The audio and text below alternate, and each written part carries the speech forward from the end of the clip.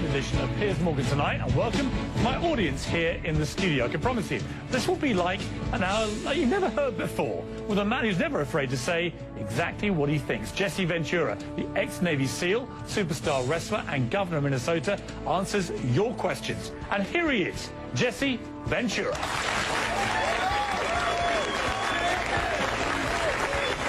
Good to see you. Thank you. Come on up. Good. Thank you. Thank you.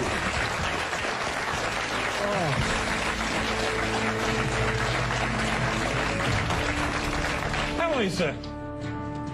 Wait, I got to get some water. I got to get ready for you. I'm doing good, Piers. We've got an hour ahead of us. We'll cover lots of ground. I want to start, though. You said earlier that all wars were about, oil and corporations. They are, but they're all religious-based, too. So they're all about religion and oil and corporations? Could be, and sure. Occasionally getting rid of the Nazis? Yeah. So my point is that the wars can be over many things. The Nazis was religious too. Look what they did to the Jews. So that brought religion in. Vietnam was religious because Diem, our puppet president, and our country brought 100 Christian Vietnamese down to the south to be the government. Well, the southern Vietnamese didn't like these religious characters from up north, so they then became the Viet Cong.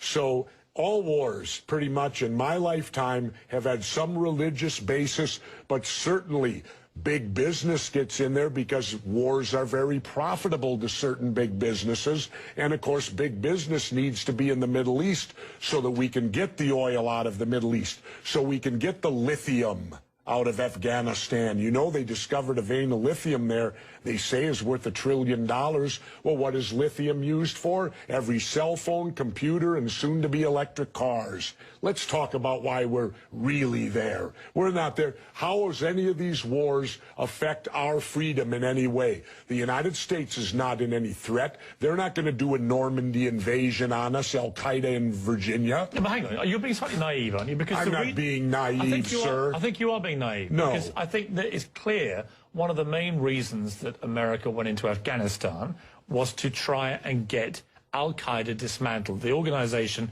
which committed the 9/11 atrocity. Really? Well, you don't think so? Well, how come Al-Qaeda put the heroin business out?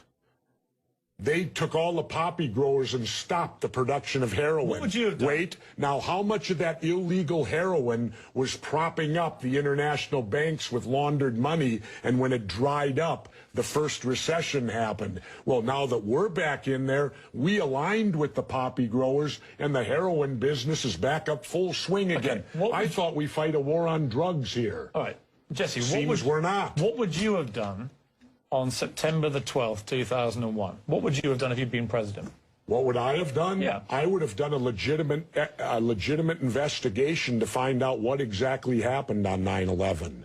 How did they know who did this so quickly like they did Lee Harvey Oswald?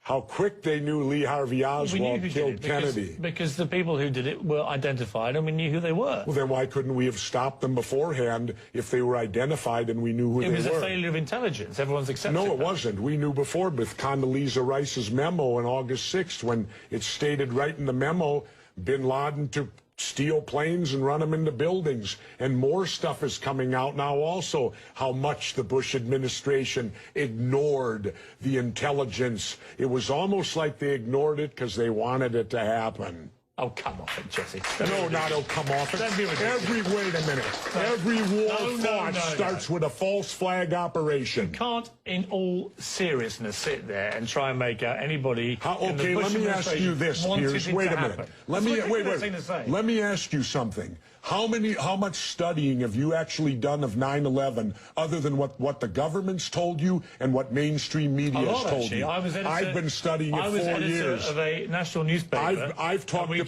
Wait a minute. In depth every day for 5-6 months. Really? So I know a lot about it. Well, and then one thing I do know is, let me ask you this then. You cannot say that any member of the Bush administration knew it was going to happen or wanted it to happen. It's a ridiculous thing to say. Ridiculous. Okay, let's talk about your BBC.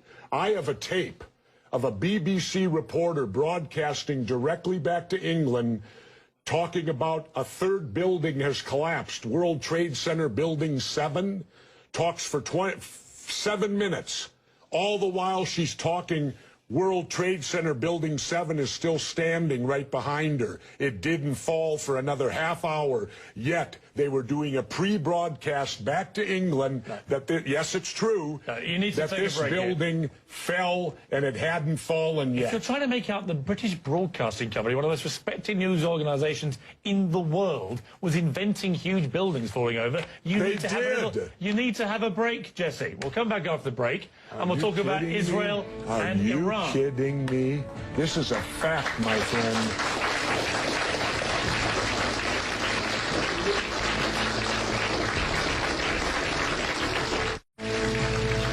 We left a fairly heated debate about various theories that you have about 9/11 and so on. Let's move on to... Oh, and the government only has a theory. Right, well, the government has... No, this is a theory. Their theory is 19 Islamic radicals armed with box cutters defeated our multi-billion-dollar air defense system, all while conspiring with a bearded guy in a cave in Afghanistan. That is exactly what happened. That's their theory. No, that's not a theory, it's a fact. That's their theory. No, Jesse, that's a fact. That's what happened. Really? Yes, I'm sorry to kill your conspiracy theories, but that is what happened. Then why haven't anyone been brought up for trial? Well, how many political offices have you held? None. Then don't tell me how to debate, because I've held 2. I think you make some very sensible points, and you make some crackpot points. That's your opinion? Yes. How many people here think I make crackpot points? Yeah? 1. How many think I make sensible points? You're in a minority, my good friend.